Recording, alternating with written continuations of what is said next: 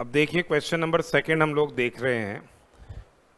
Mister Dinanath of Kolkata, a registered person under GST.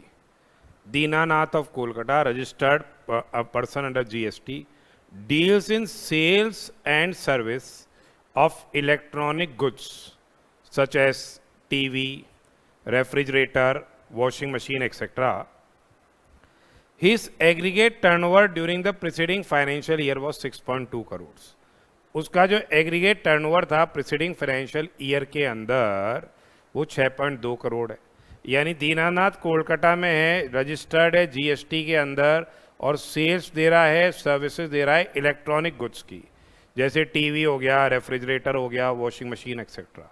Cell and service activity electronic item का business कर रहा है। His aggregate turnover preceding financial year में 6.2 करोड़ है and he furnishes the following information for the month of December. दिसंबर के महीने की ये इंफॉर्मेशन वो दे रहा है। Outward supplies during the month of December are as under, यानी जो उसकी आउटवर्ड सप्लाईज हैं वो इंफॉर्मेशन दी इसने, जैसे supply of goods to unregistered persons residing in and around Kolkata, supply of goods to dealer in Bihar, supply of goods to registered dealers in West Bengal, repairs and maintenance services provided to unregistered persons. ये इसकी outward supply हो गई। Inward supply की details दे रखी है इसने। Purchases of goods from registered dealers, inter state supply है। Purchases of goods from registered dealers, intra state supply है। Unregistered dealers, intra state supply है। Transportation charges paid to Om logistics GTA. GTA is not charge transporter on the said bill. ये क्या है, reverse charge mechanism के तहत इस पे GST अपने को देना होगा। ठीक है। Payment to Star Securities Services Private Limited, not registered under GST for providing security services. ये Star Security Services Private Limited है, रजिस्टर्ड नहीं है जीएसटी में और इसने सिक्योरिटी सर्विस दी है। चूंकि ये बॉडी कॉरपोरेट है और सिक्योरिटी सर्विसेज दे रहे हैं, टैक्स लगता तो फॉरवर्ड चार्ज मैकेनिज्म के तहत लगता, पर जो ये अनरजिस्टर्ड है तो ये जीएसटी चार्ज नहीं कर सकते हैं। Loading and unloading charges paid to labourers, ये अपने वेजेस वगैरह देते हैं, उनको दिया है 10,000 रुपये। Shop rent paid to Kolkata municipal corporation, ये रिवर्स चार्ज मैकेनिज्म में चली जाएगी। अपन ने एंट्री 5A पढ़ी थी रिवर्स चार्ज के नोटिफिकेशन की, कि अगर आपने renting services government, central government, state government, local authority किसको प्रोवाइड करती है, रजिस्टर्ड पर्सन को प्रोवाइड करती है, तो रिवर्स चार्ज मैकेनिज्म के तहत जीएसटी लगता है। Fees paid to mister Das, a senior advocate of high court for legal services, ये भी क्या है, रिवर्स चार्ज मैकेनिज्म के तहत आ जाएगा। फिर following additional information is also provided during the course of unloading TV sets supplied by a registered person. One LED TV costing 25,000 was damaged and supplier refused to replace the same. एक LED damage हो गया और supplier ने refuse कर दिया, तो जो अपन ने LED TV खरीदे थे किससे, रजिस्टर्ड पर्सन से, उसमें ये एक टीवी क्या है, डैमेज हो गया। ठीक है, तो ये इसका अब आपको क्या है, 17(5)H के अंदर इसका क्या है, ITC will not be admissible. जैसे ही डैमेज आए दिमाग में तुरंत क्लिक करना चाहिए कि भाई यहाँ तो अपने को आईटीसी एडमिसिबल नहीं होगा। फिर देखिए आगे, assistant commissioner of commercial tax Kolkata has issued a show cause notice to mister Dinanath due to non display of registration certificate and GSTIN at the prominent place of business. अपने को अपना नेम बोर्ड पे display करना होता है GSTIN, और certificate भी लगाना होता है अपने को प्रिंसिपल प्लेस और एडिशनल प्लेस जो भी है वहाँ पे। Mister Dinanath plea is that display of GSTIN to general public is not mandatory as it is required only for buyers and the same is already mentioned in the tax invoice. ये दीनानाथ का contention गलत है, यहाँ आपको तो ये लगाना पड़ता है, GSTIN लॉ में प्रोविजन है। Then GST rate on all inward and outward supplies is 18% and except transportation service, जो 5% GST अट्रैक्ट करती है। There is no opening ITC available in the relevant month, कोई आईटीसी का बैलेंस अवेलेबल नहीं है. All goods purchase by Dinanath is ex shop and he arranges what transportation, own transportation through GTA. So he is liable to pay the freight, he is liable to pay GST on the inward supply. All the amounts are exclusive of GST wherever applicable. अब ये कह रहा है पहली बात, based on the case scenario given, choose the most appropriate answer to the following questions. जो ये case scenario दिया है इसमें पूछ रहे हैं कि भाई मोस्ट अप्रोप्रिएट आंसर निकालिए टू द फॉलोइंग क्वेश्चंस. सबसे पहले ये बोल रहे हैं कि जो क्या वैल्यू ऑफ इनवर्ड सप्लाई है जिसपे जीएसटी क्या है पेबल है रिवर्स चार्ज मैकेनिज्म के तहत, value of inward supply on which GST is payable under RCM. ये पूछ रहे हैं क्या वैल्यू ऑफ इनवर्ड सप्लाई है. इनवर्ड सप्लाई देखिए, purchases of goods from registered dealer, purchases of goods from registered dealer, purchases of goods from unregistered dealer. ये notified नहीं है अंडर 9(4). 9(4) में ये लोग नोटिफाइड नहीं है तो आरसीएम लगेगा नहीं. अब है transportation charges paid to Om logistics. पहला आ जाएगा transportation charges paid to GTA.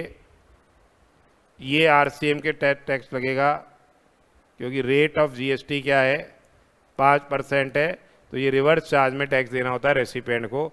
Amount कितना आ रहा है भैया ऊपर देखिए, अमाउंट आ रहा है इसके अंदर 2 लाख रुपए. 2 लाख रुपए. सिक्योरिटी सर्विसेज तो अनरजिस्टर्ड पर्सन से मिली है इसलिए, और वो बॉडी कॉरपोरेट है, बॉडी कॉरपोरेट सिक्योरिटी सर्विसेज देगा तो सप्लाई ऑफ सिक्योरिटी पर्सनल वो क्या है फॉरवर्ड चार्ज मैकेनिज्म के तहत जाती है. तो ये तो फॉरवर्ड चार्ज मैकेनिज्म के तहत जाएगी. उसके अलावा shop loading and unloading charges paid to labourer, इससे तो कोई मतलब वाली बात नहीं है. शॉप रेंट आ जाएगा paid to Kolkata municipal corporation, ये आरसीएम में आएगा. शॉप रेंट आरसीएम में आ रहा है, paid to Kolkata municipal corporation, local authority है, ठीक है. ये आपके आरसीएम के तहत आ जाएगा 30,000 रुपये. 30,000 ये हो गया, और एक हो गया legal fees. Legal fees paid to advocate थी, सीनियर एडवोकेट 10,000 रुपये.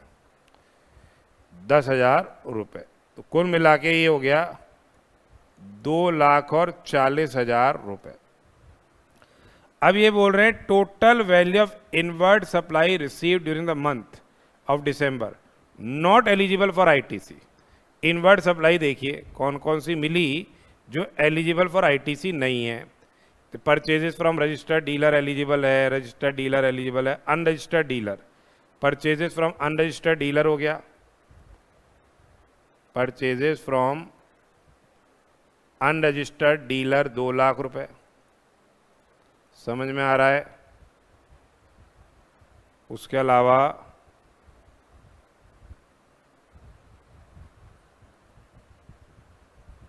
स्टार सिक्योरिटी को जो पेमेंट कर रहे हो, payment to Star securities,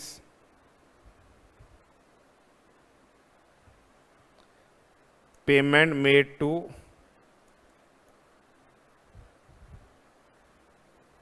star Securities, क्योंकि ये भी अनरजिस्टर्ड है. कितना है ये payment made to Star Security आ रहा है आपका 50,000 रुपये. 50,000 रुपये ये आ गया. उसके अलावा एक आपका एलईडी टीवी डिस्ट्रॉय हो गया था, एक आपका एलईडी टीवी डिस्ट्रॉय हो गया था. LED TV destroyed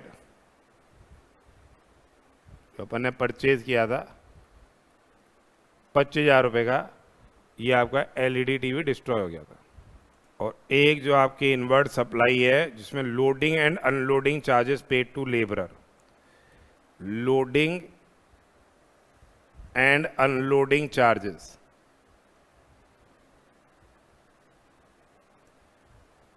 paid to labourers, ये हो गया अपना 10,000 रुपये। तो जो वैल्यू ऑफ इनवर्ड सप्लाई है जिस पे आईटीसी में नहीं मिलेगा वो 2,85,000 रुपये हो गई। 285 वैल्यू ऑफ इनवर्ड सप्लाई हो गई जिस पे आईटीसी आपको एडमिसिबल नहीं होगा। Gross GST liability of Dinanath for the month of December assuming that no ITC is claimed या अवेल्ड। अभी ग्रॉस लायबिलिटी में पूछ रहे हैं तो सीधी सी बात है, सेल देखो भैया 12 लाख रुपए की तो एक सेल हुई है। सीजीएसटी एसजीएसटी अलग अलग भी करो, एक साथ भी करो। जीएसटी की रेट क्या है? 18% है। ऐसे कर लो, पहली सप्लाई पे 12 लाख का 18%। भाई अपने को वर्किंग तो दिखानी है नहीं, यानी 2,16,000 ये हो गया। दूसरा हो गया इसका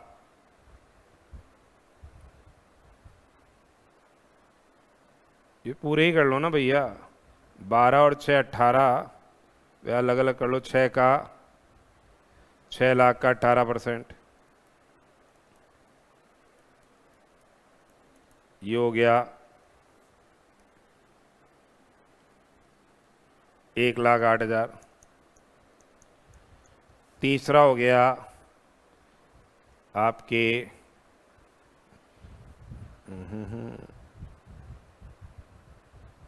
28 का 18%, 5,04,000।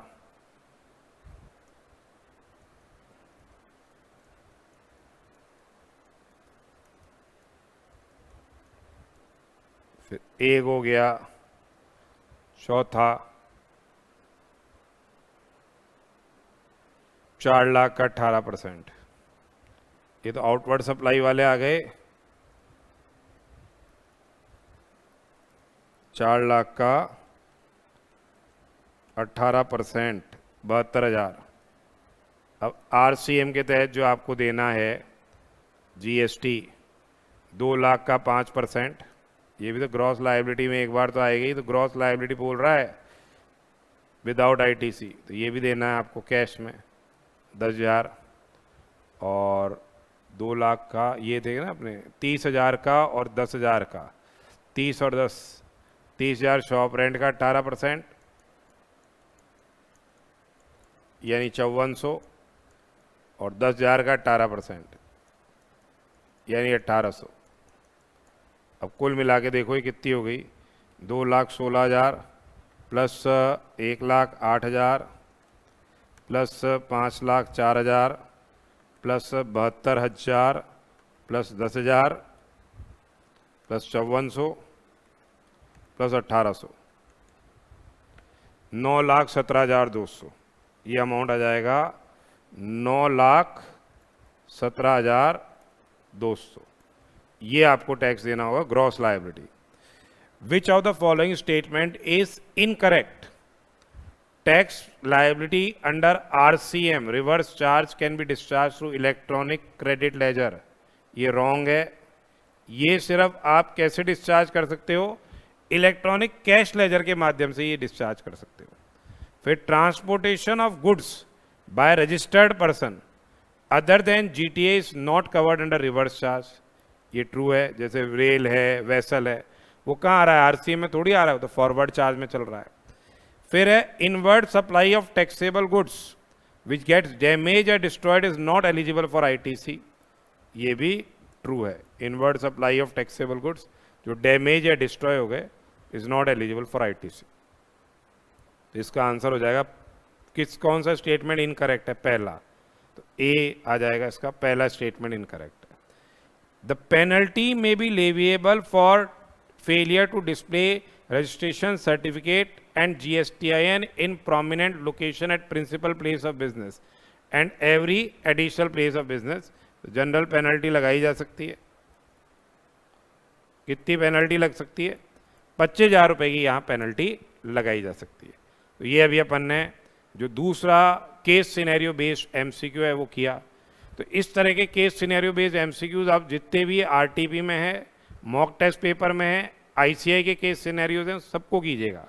आईसीआई के केस सिनेरियोज ऑलरेडी अवेलेबल है अपनी वेबसाइट पे, उनको आप अच्छी से क्या है कर लीजिएगा। दीज आर 35 MCQ, बहुत इंपॉर्टेंट है वो, वैसे ही जैसे ये हैं, क्योंकि ये आपके, अगर आपने सही से पूरी आईडीटी पढ़ी हुई है तो you can what easily score marks here. अच्छी से अगर देखिए, कुछ क्वेश्चन तो इजी होते हैं, कुछ हार्ड भी होते हैं, तो आपको मार्क्स मिल जाएंगे फटाफट फटाफट। आपको बेसिकली पूरा क्वेश्चन पढ़ के क्या कोई केस सिनेरियो में पूछ रहे हैं वो MCQs, उस पर अपने को क्या है फोकस रखना है।